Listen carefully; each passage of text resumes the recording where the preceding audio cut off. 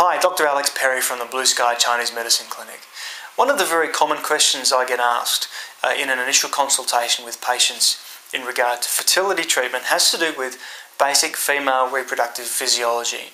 And it's always a little surprising to me to find that women often don't understand very much at all about when they have a period, why they have a period, and the hormones that are at play in causing those things to happen from a fertility perspective. So we're thinking about hormones in relation to developing a follicle, having the follicle release at ovulation, growing the lining of the endometrium, and then having a period, and also falling pregnant and the hormones that are involved there. So in this little video I want to just run through very, very quickly on a very simple and easy to understand level female reproductive physiology, because I think it's really important to have an understanding of why things are happening in your body, and that makes it easier then to understand why and what we're going to do treatment-wise. So let's dive in and have a look at how your physiology works. Hi, okay, so let's think a little bit about female reproductive physiology. Okay, so we're going to talk a little bit about periods or hormones and so on. So this is how you're going to learn a little bit about why and how and everything works from a physiological perspective. Okay, so let's think about a period being about 28 days. So we're going to start with day 1. And for textbook cases, your period is going to last about the 28-day mark. And this makes it easy in terms of looking at the numbers, and what we know is that most women will ovulate between day 12 and day 14. But most women don't know why that is, and that's part of what we want to talk about today. The other thing we're going to talk about is temperature charting, but we'll include that in a minute. But what I want to talk about to start with is the particular hormones that are involved. And there are 2 sets of hormones. The first set occur in what they call the follicular phase, or the part where the follicles are developing. And all the hormones, well, most of the hormones are named according to their function. So the first hormone that you may or may not have heard of is called FSH, and it stands for follicular stimulating hormone. In other words, it's the hormone that stimulates your ovary to develop a follicle. Okay, so in this first part of the cycle, really from day 1 of your period, this hormone is at play, developing this follicle within the ovary. The second hormone that's important is estrogen. And estrogen is the hormone that encourages blood flow to the endometrium, so it's helping the proliferation of the lining of your uterus, which is really important in terms of preparing your uterus for the implant, hopefully, of a fertilized embryo. So in this first stage, follicular stimulating hormone and estrogen. And it's the FSH's job to develop follicles within the ovary. So here's your ovary, and what we're hoping at the same time is that there is an egg inside the follicle. Now, follicles are sometimes empty, there's nothing in them, but we have to presume that there's an egg developing within the follicle. The second part of the sequence is 2 hormones. The first one is LH, which stands for luteinizing hormone. A luteinizing hormone is the hormone that's responsible for ovulation. So throughout your cycle, you're going to have all hormones will always be present in some quantity. It's the fluctuation or the relative change between them that signals your body to make a particular action. In other words, to put blood into the endometrium, to get the follicle to rupture and release the egg, and so on. So what happens in that first phase? In this second phase, you've got LH present. In fact, LH will spike just prior to that mid-cycle, and it will encourage the egg to be released from the follicle. So here's your ovary. What you've got is a little glove basically on the end of your fallopian tube, and then your uterus itself. So what's going to happen is when LH starts to surge, hopefully that follicle ruptures and the egg gets released, and with a bit of luck it gets picked up by the fallopian tube. The next hormone that's important here in the sequence is progesterone. And progesterone, I like to think of it as, if we break the word down itself, progesterone or progestation, it's the hormone that is absolutely vital to maintaining a pregnancy. So what progesterone does is it maintains the lining of the uterus, the endometrium, and that's important because that's the nourishment for the early embryo that's been fertilised and where it's going to find its home, where it's going to draw its nutrient from. So that progesterone is very, very important in maintaining the lining of the uterus. So what happens is progesterone is produced. So we've got two sets of hormones, FSH and estrogen in the follicular or that first part of the cycle, LH or progesterone in what they call the luteal phase, which is that second part of the cycle. So luteinization it just means that the follicle gets ruptured.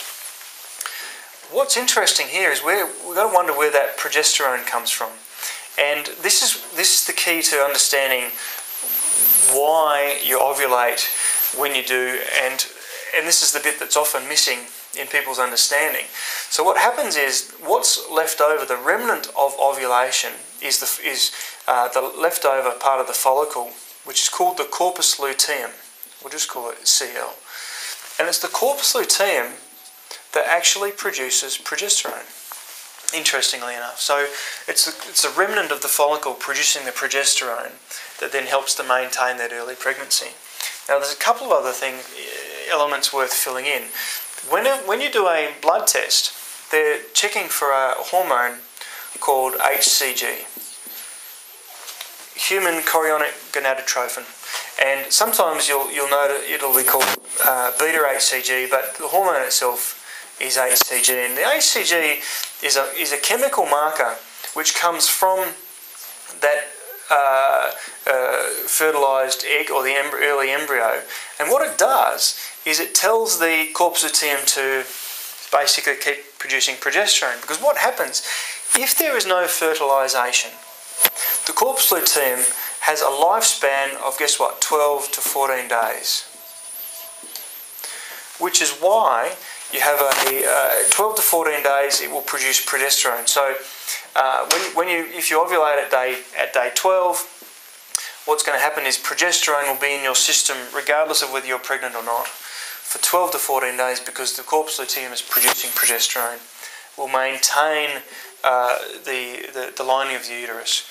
If there's no pregnancy, then the corpus luteum basically gives up the ghost. It stops producing progesterone and you get a period. So one of the other things that we do when we're working with fertility often is we think about, or we measure what's called BBT, or basal body temperature. And basal body temperature is your temperature at as close to absolute rest as possible. And this is useful because we know that your temperature will fluctuate depending on what hormones are in your system at any one time. So what tends to happen if we were to add temperature to this is that you tend to have a slight drop in temperature just prior to your period, and then it will start to rebound a little bit, and it will kind of fluctuate. It's never a straight line, it always fluctuates. Interestingly, sometimes we've had a temperature chart that does have a straight line. Usually it means that the thermometer's broken, okay, because your temperature does fluctuate. So you get a little bit of fluctuation. Often you get a little bit of a dip in temperature just prior to ovulation, and then a spike in temperature just after ovulation. And then that temperature will tend to remain elevated for that second part of the cycle. Now this, when I say temperature spike, really it's only has to be about 0.4 of a degree centigrade in order to show that there's been an ovulatory event. So it's not a huge spike, but when you're charting it, it's very easily measurable. Okay, and a lot of the textbooks will talk about there being no clear understanding as to why there is a temperature spike at ovulation. But to me, it makes sense that this hormone progesterone is because it seems to correlate with the increase in progesterone from the corpus luteum after ovulation. So it seems to me that it's fairly simply, and it's an incubator in a sense. It's trying to keep the temperature a little bit elevated to try and help implantation or growth or whatever, however you want to think about it. So the temperature does rise, and then it remains elevated whenever there is progesterone in the system. So what happens if there's no fertilisation, there's no pregnancy? then after 12 to 14 days, the corpus luteum, which has been happily producing progesterone, basically stops producing it. Your temperature drops and you get your period, and away you go again, back to your day one in your next part of your sequence. Okay, so that's what happens from a hormone perspective if there's no pregnancy. Now there's a little bit of a difference or a shift that happens when there is fertilisation occurring. What happens when fertilisation happens, we come back to this HCG, is that the embryo, which hopefully has now made its way into the fallopian tube, is producing this pregnancy hormone. And the pregnancy hormone is really a marker, and what happens is that pregnancy hormone, the HCG, goes back to the corpus luteum. And it basically says, corpus luteum, I'm pregnant, please don't stop producing progesterone. Please keep producing progesterone. So what happens if you then look at your temperature chart is when there is a pregnancy, then that temperature, instead of dropping, I can't find my rubber, so I use my finger. Instead of dropping and starting that next cycle, when there's pregnancy, that progesterone remains in the system and that temperature remains relatively elevated. Okay? Now this is very, very rough. Don't take this as how your temperature chart should look, but just to give you an idea of relatively low versus relatively elevated when there's progesterone in the system. So the HCG feeds back to the corpus luteum. It continues to produce progesterone, which is why the temperature remains elevated.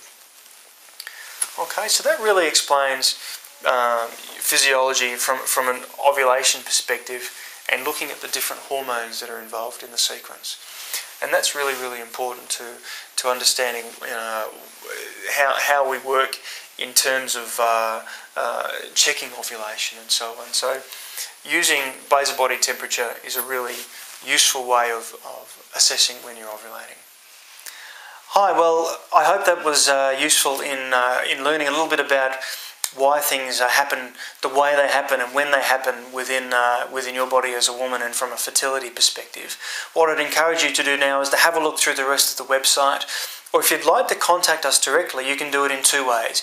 You can call me directly at the clinic on 02 6162 4950, or you can have a look at the website and contact us by email at reception@blueskyclinic.com.au, and I look forward to helping you with your fertility journey.